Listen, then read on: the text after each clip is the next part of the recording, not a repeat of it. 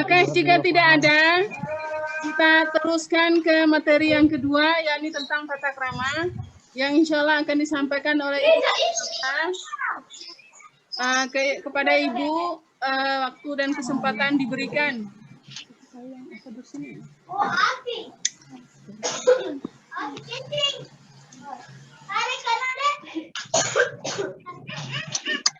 Sudah kok?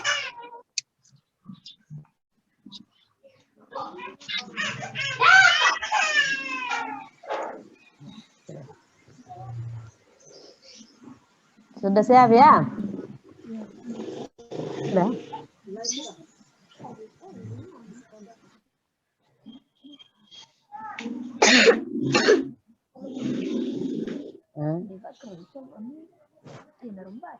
Udah.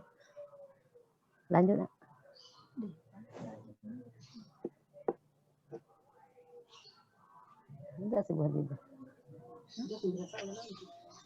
Ayo Ibu Hafsah silakan masuk dan mulai.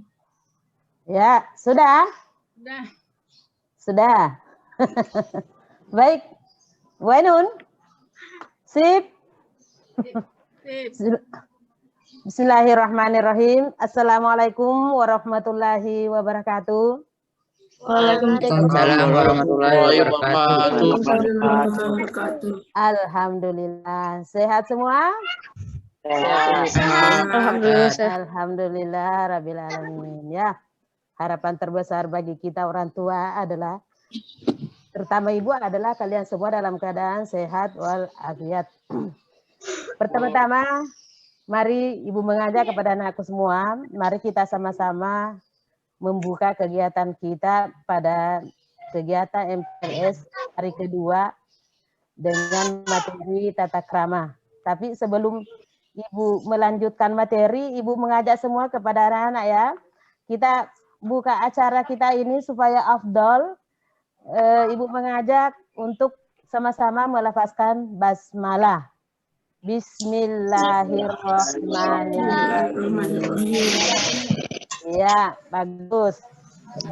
Pertama-tama, ibu mengajak mari kita sama-sama mengucapkan rasa syukur kita kehadirat Allah Subhanahu wa Ta'ala, Tuhan yang Maha Esa, yang menciptakan alam ini, bumi ini beserta isinya, yang mengatur segala kehidupan kita di muka bumi ini. Anak-anakku sekalian, ibu pada hari ini memberikan materi tentang tata krama. Namun sebelum ibu lanjut kepada materi, ibu akan memperkenalkan diri dulu ya. Mau tidak kenal ibu? Mau. Kalau anak muda bilang, ya toh, kan kalian sudah masuk anak muda, kan sudah masuk SMP. Orang bilang apa? Kalau tak kenal maka tak sayang. Apa lanjutannya? Apa? Tak sayang. Maka tak sayang. Semakin kita kenal seseorang, semakin kita tahu seberapa jauh orang itu memiliki sikap dan tingkah laku. Ya, ibu berasal dari Sulawesi Selatan. Ya, Sulawesi Selatan. Jadi kalau ada orang Bugis yang duduk di situ, tahu, oh ini ibu Hafsah dari Sulawesi Selatan, tepatnya Kabupaten Bone, Kecamatan Awampone, Desa Undra. Ibu dari sana, ya. Selanjutnya, ibu akan lanjut. Ibu lanjut ya ke materi. Mungkin itu saja dulu perkenalan singkatnya. Ibu namanya ibu sudah perkenalkan, asal daerah, tugas pokok ibu di SMP Muhammadiyah. Ibu sudah memperkenalkan, insya Allah anak-anakku semua, mudah-mudahan kalian masih ingat ya, kalau ketemu ibu, kita tidak ketemu di sekolah, tapi di luar sekolah kita ketemu, insya Allah kalian masih ingat ibu. Amin. Kita lanjut ya, ibu lanjut materi. Sekarang kita masuk kepada materi tata krama. Ya, tata krama anak-anak semua. Kalau kita berbicara dengan tata krama,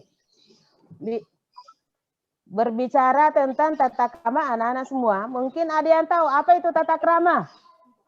Ada tidak yang tahu yang muncul mukanya ini? Halo? Santun. santun. Apa lagi?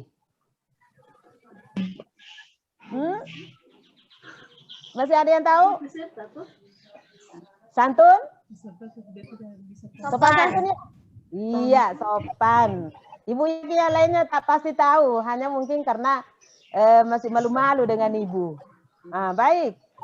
Kalau kita berbicara tentang tata krama, maka kita akan membahas dua hal. Membahas dua hal yang harus dimiliki oleh setiap manusia siapapun itu. Kenapa? Karena tata krama itu penting. Makanya tadi Ibu mencermati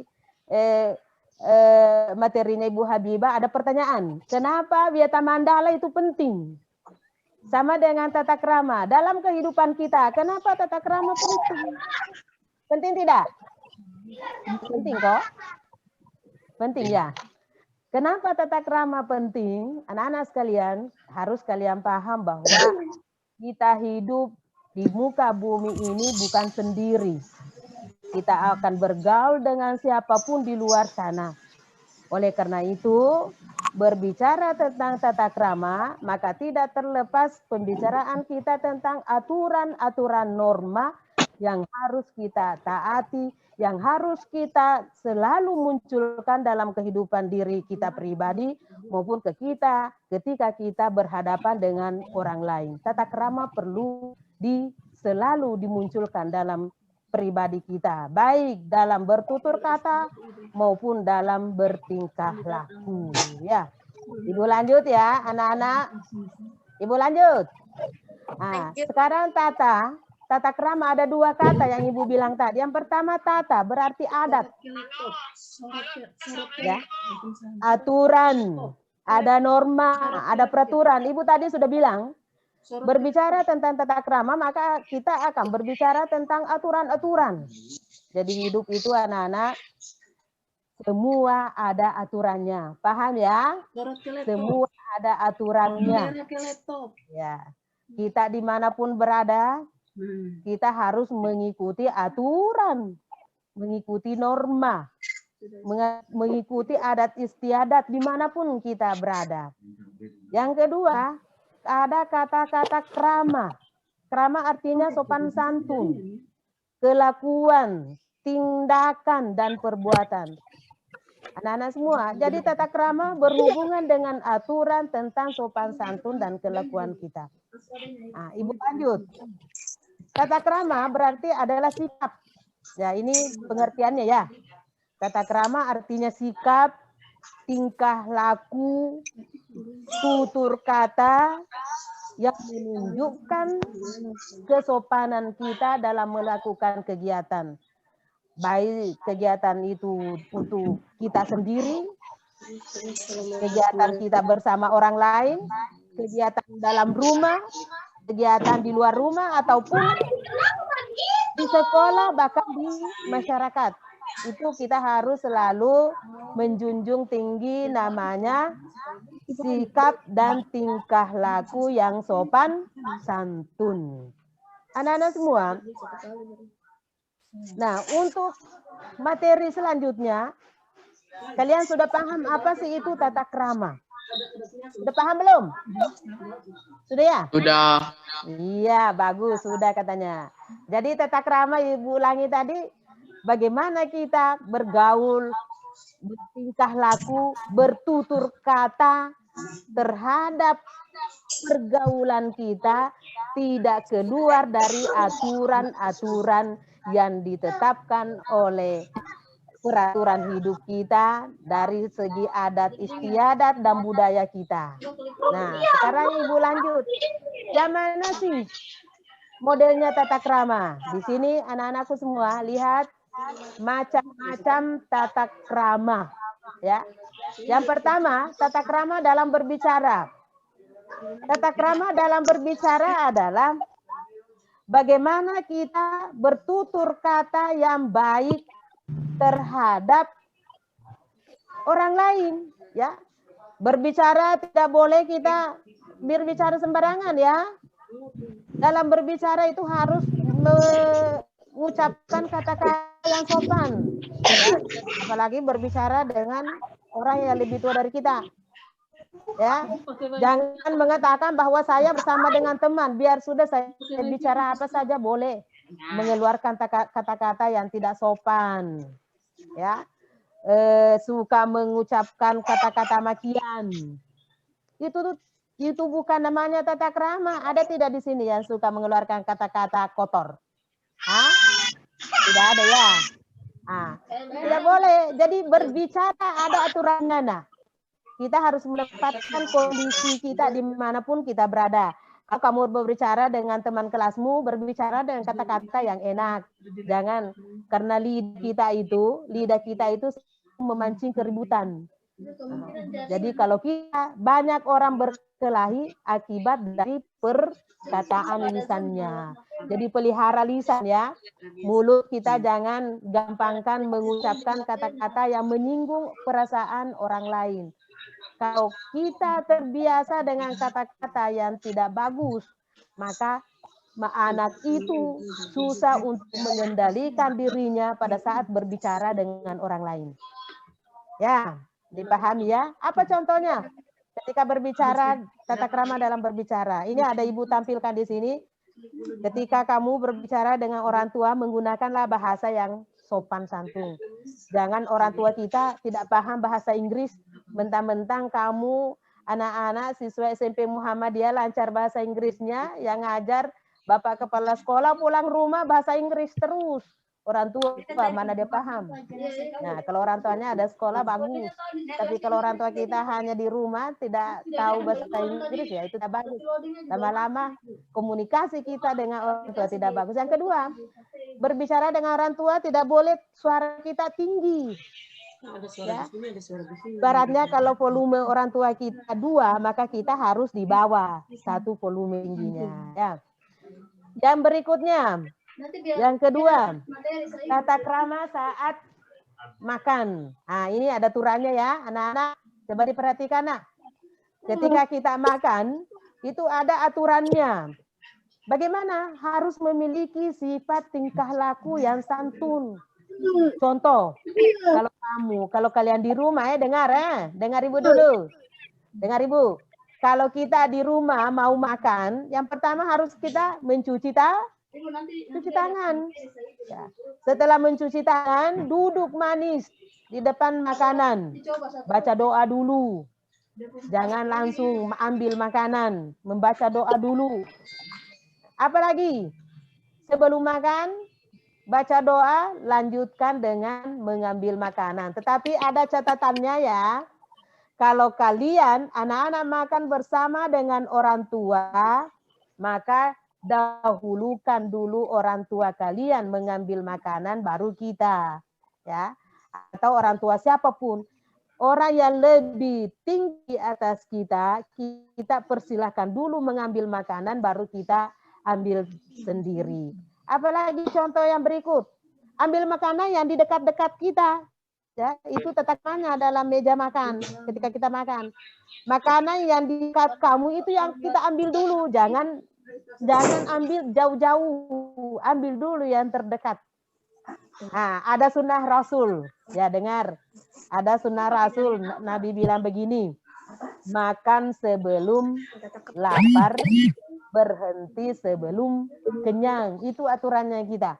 Artinya, kalau kita makan harus menjunjung tinggi namanya makan yang sederhana. Ya, jangan berhenti kalau sudah ngos-ngosan. Tidak ada tempat bernapas baru berhenti. Ya toh? Tidak ada tempat napasnya, berhenti makan, kenyang, tidak bisa duduk makan karena kekenyangan. Nah, kemudian selanjutnya macam-macam tata krama. Tata krama dalam bertamu, anak-anak semua harus perhatikan. Kalian sudah siswa SMP Muhammadiyah, sudah siswa SMP, ibu yakin besok-besok kalian akan bertamu ke rumah temanmu. Apa yang harus kita ketika bertamu? Tetap menjaga namanya sopan santun. Menghargai tuan rumah. Jangan karena rumah yang kamu datangi teman akrab seenak-enaknya. Makanan belum disuguhkan, minta makanan. Tidak boleh ya. Harus tetap menjaga sopan santun dan menghormati tuan rumah. Contohnya bagaimana tata krama bertamu? Yang pertama, kalau kalian masuk di dalam rumah, maka ucapkanlah dulu salam. Ya, itu aturannya. Tutup pintu. Begitu dibukakan pintu, kita masuk. Ucapkan salam. Yang berikut, duduk di dalam rumah kalau tuan rumah sudah mempersilahkan. Kalau sudah dipersilahkan, kita duduk. Ya toh? Kalau tuan rumah menyuguhkan makanan, kita makan. Tapi kalau tuan rumah tidak menyediakan apa-apa, jangan minta. Tidak boleh minta. Ya, jangan sampai kita minta bikin berat tuan rumah. Jadi menyuguhkan makanan kita makan sekedarnya saja. Contoh yang berikutnya, ketika kita keperluan di dalam bertamu sudah selesai, tidak usah lama-lama duduk. Ya, dengan sopan kita pamit dengan baik-baik kepada tuan rumah. Ayo, untuk apa lagi duduk-duduk? Kan tujuan kita, maksud kita bertamu sudah selesai, maka kita berpamitan kepada tuan rumah dengan sebaik-baiknya, mengucapkan ucapan terima kasih karena kita diterima dengan baik. Gitu ya. Itu tata krama kita dalam bertamu. Selanjutnya, kita lanjut. Bu Ainun lanjut. Tata krama selanjutnya yaitu tata krama dalam berpenampilan. Ini penting. Karena kodratnya anak-anak itu semakin tambah umurnya, pemahamannya semakin bertambah, ya. Terutama ini nona-nona nih, cewek-cewek itu kalau sudah umur menjelang remaja itu gayanya sudah mulai muncul. Sudah suka make up, ya toh? Sudah biasanya SD tidak pernah pakai lipstik macam ibu nih, sudah pakai lipstik. Dulu waktu SD tidak tahu pakai bedak tebal-tebal, begitu SMP sudah tebal-tebal bedaknya. Itu ada aturannya, itu memang penampilan. Apa yang harus diperhatikan dalam berpenampilan kita? Sopan santun, berpakaian. Ingat pakaian bagi laki-laki maupun perempuan adalah untuk menutupi aurat kita, menutupi aib kita yang ada dalam tubuh kita. Jadi laki-laki juga ada tugasnya itu pakaian menutupi auratnya, aurat laki-laki juga aurat kita yang perempuan. Jadi kalau dalam berpakaian harus selektif. Dengar ya? Memilih pakaian disesuaikan pada kondisi. Contohnya, kalau kamu pergi sekolah, di sekolah itu kan ada aturan berpakaian ya. Terutama bagi anak perempuan. Berpakaian itu jangan pergi sekolah pakai pakaian yang ketat. Sekolah sudah bilang, sudah memberikan aturan pakaiannya itu harus menutupi aurat, artinya tidak boleh memperlihatkan lengkuk-lengkuk tubuh kita. Itu yang harus kita lakukan. Kamu pergi ke pasar, pakai pakaian yang sopan.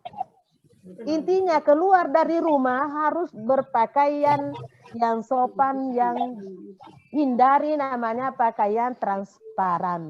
Kenapa anak-anakku semua, terutama anak-anak perempuan, perhatikan nak, pakaian yang transparan atau yang terbuka itu mengundang orang lain mengintip apa yang ada di dalam pakaian itu. Jadi kalau kita berpakaian transparan, itu laki-laki sudah jauh lihat kita. Oh itu ada nona jalan di sana. Itu kita sendiri yang mengundang kejahatan. Coba kalau kamu pergi di pasar pakai jubah, ada orang mau ganggu. Paling kalau lihat lewat di ayunya. Aduh, ini anak SMP Muhammadiyah nih, soleha. Laki-laki juga begitu. Ketika kamu berpakaian harus sopan santun juga aja, bukan hanya perempuan. Nah, yang mana contohnya? Contoh, pakaian yang digunakan untuk ke sekolah harus sesuai dengan aturan sekolah yang telah ditetapkan oleh sekolah. Ketika kita pergi seumpama ada undangan hajatan, ikuti, hadiri, karena undangan itu adalah sunnah, hukumnya kita ikut. Ya, kamu ikut. Berpakaianlah pakaian yang sopan, ya, yang bisa melindungi kita dari segala kejahatan, dari segala hal yang bisa menimbulkan keselamatan kita. Ya, itu paham ya? Ya, bueno. Kenapa? Selanjutnya, tata krama dalam bergaul. Ya, tata krama dalam bergaul. Yang kelima, tata krama dalam bergaul. Anak-anak semua, dalam bergaul kita harus betul-betul siapkan diri kita selektif dengan siapapun yang kita bergaul.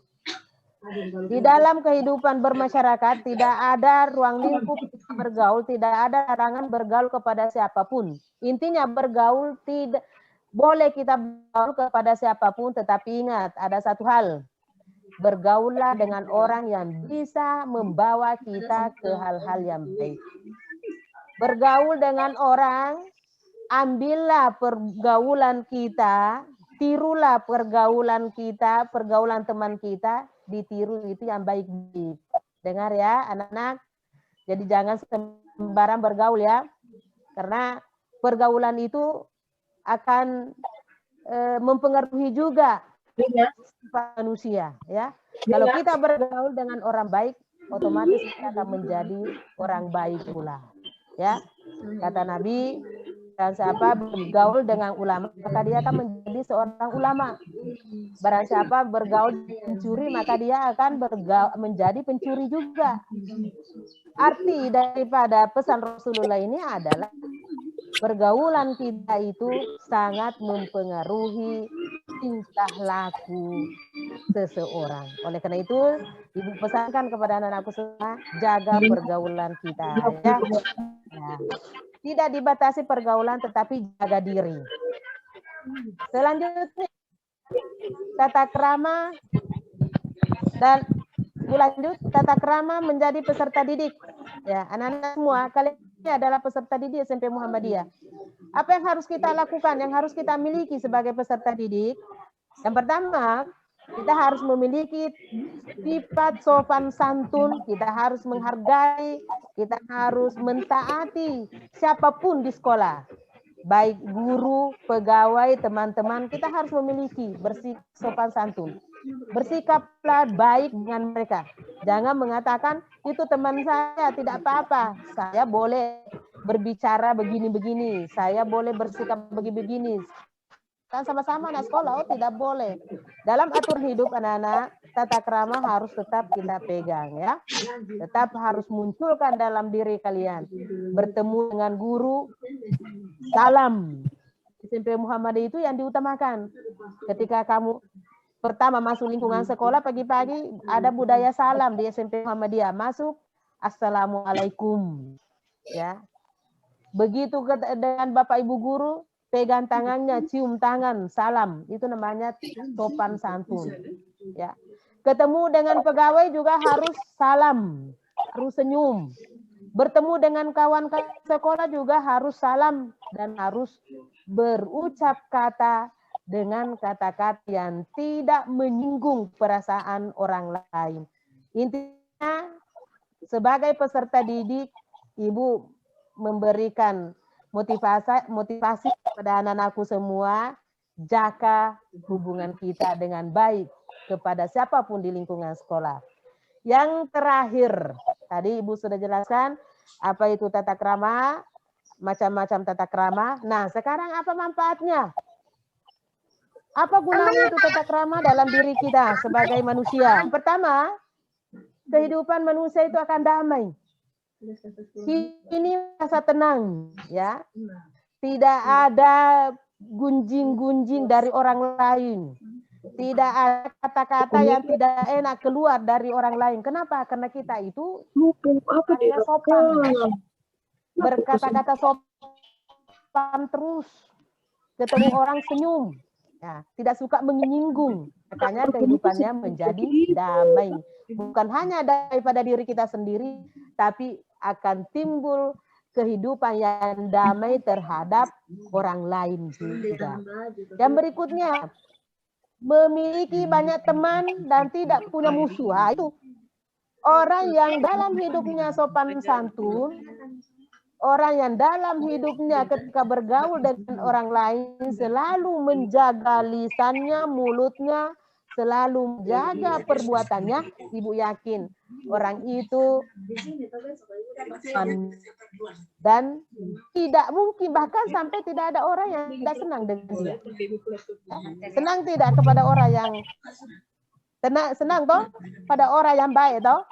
Nah, jadi orang yang memiliki tata krama itu orang baik-baik semua tuh. Tidak suka berkelahi, tidak suka cerita jelek orang, tapi dia suka membantu orang. Itu orang yang memiliki tata krama. Dan yang keempat, terakhir, mudah dalam bergaul, diterima masyarakat di tempat manapun engkau berada. Ini pesan Ibu, anak-anakku semua, kalau engkau memiliki sifat baik, sopan santun dalam bertutur kata, sopan santun dalam bertingkah laku, percaya dimanapun engkau berada, orang akan senang dengan kamu. Kamu berada di rumah, orang tua senang sekali, sayang sekali. Ketika kita pergi di sekolah, para guru, pegawai, teman-teman senang dengan kita. Kenapa? Karena kita menjunjung tinggi sifat sopan santun. Ketika kita keluar di masyarakat, masyarakat juga akan senang dengan kita. Kenapa? Karena kita ini adalah orang yang memiliki akhlak, memiliki sifat yang sopan santun. Ibu teringat tadi pesannya Ibu Habibah, pemateri pertama tadi mengatakan, apapun yang kita akan perbuat, kalau akan baik-baik, imbasnya juga kepada kita, kepada orang tua dan sekolah kita. Begitu pula sebaliknya, perbuatan jelek yang kita lakukan juga akan berimbas kepada diri kita, berimbas kepada orang tua kita, berimbas kepada sekolah kita, berimbas kepada lingkungan kita. Jadi kesimpulannya, anak-anakku semua, pesan Ibu pada materi tentang tata krama ini, pesan Ibu yang paling utama, dengar ya anakku semua, yang pertama, jaga lisan kamu, pelihara lisan kalian, karena mulut itu seperti orang bilang, lidah tidak bertulang, dia mudah mengucapkan apapun, tapi bisa dikendalikan dengan baik adalah hati kita. Yang kedua, bertingkah lakulah yang baik kepada siapapun engkau berada, bergaul, jaga tingkah laku kalian. Ibu yakin kalau kalian masuk di SMP Muhammadiyah, insya Allah apa yang Ibu sampaikan tadi sesuai visi misi sekolah akan dibentuk menjadi generasi yang berkarakter, berbudi luhur, memiliki sifat akhlakul karimah. Itu doa dari Ibu, doa dari kami semua guru kalian. Paling utama adalah orang tua di rumah. Mungkin ini saja penyampaian dari Ibu. Terima kasih banyak kepada anakku semua. Terima kasih banyak. Kalau ada kesalahan mohon dimaafkan ya. Terima kasih. Wassalamualaikum warahmatullahi wabarakatuh. Waalaikumsalam warahmatullahi wabarakatuh. Iya. Terima